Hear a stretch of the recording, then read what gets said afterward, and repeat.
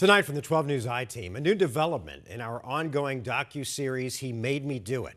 We've learned there'll be no new charges against Matthew Jones, the man convicted last year in a high-profile armed robbery in Anthem. He is the co-defendant. His co-defendant, accused him of forcing her into the crime and abusing her before and after the robbery. As the I-Team's Erica Stapleton found out, the Maricopa County Sheriff's Office won't be bringing a new case to the county attorney. I sent Matthew Jones a long list of questions and never heard back from him.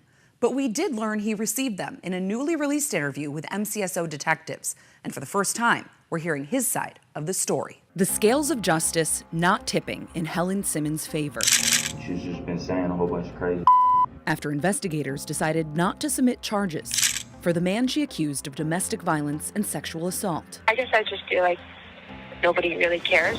Helen was 18 when she moved to Phoenix in summer 2022.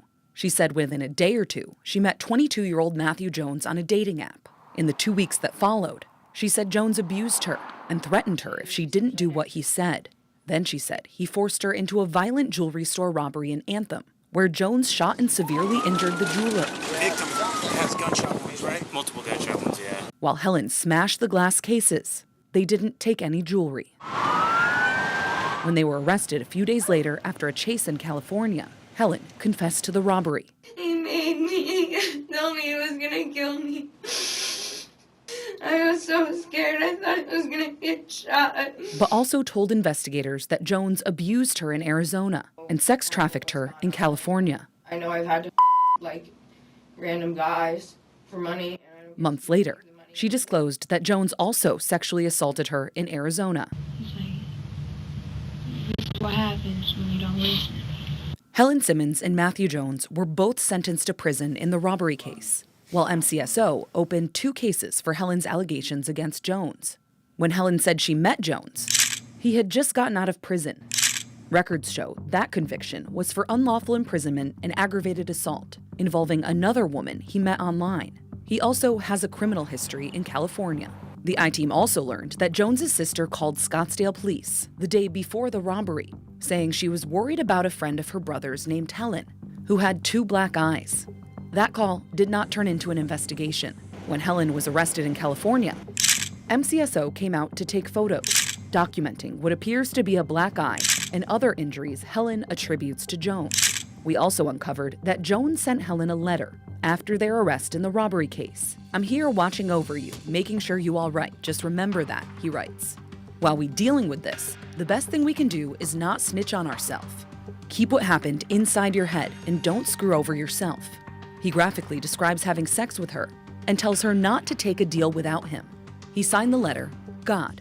Essentially, trying to manipulate me into not testifying against him. In July 2024, investigators went to interview Matthew Jones in prison about Helen's allegations. Do you want to tell me a little bit about your sex life with her? No.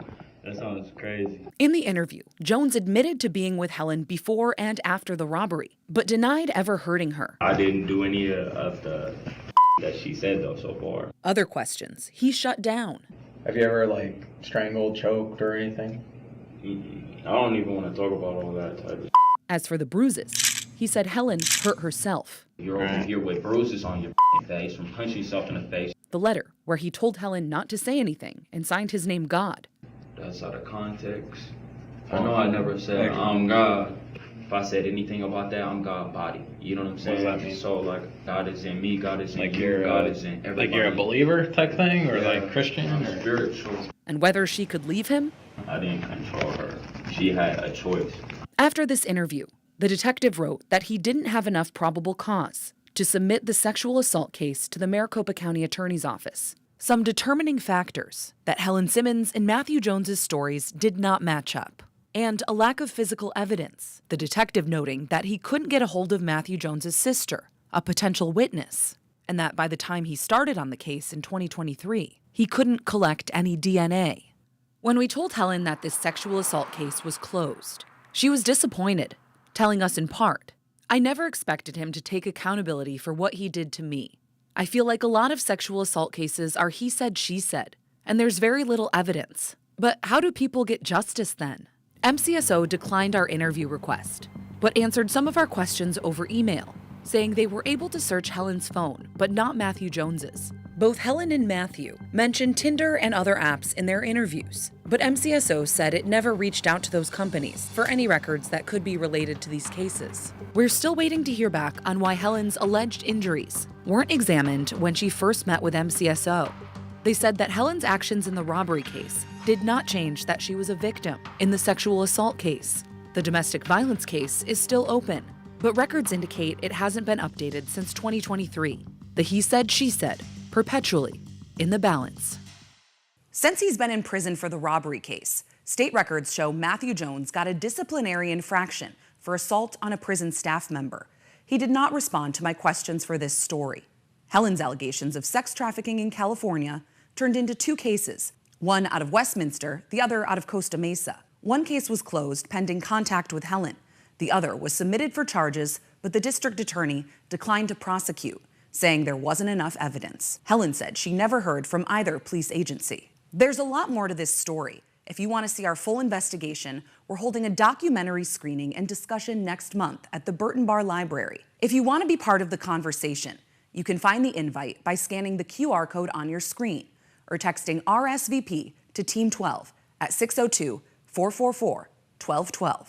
The event will be Thursday, January 16th, during Human Trafficking Awareness Month. We're in the studio. Erica Stapleton, 12 News.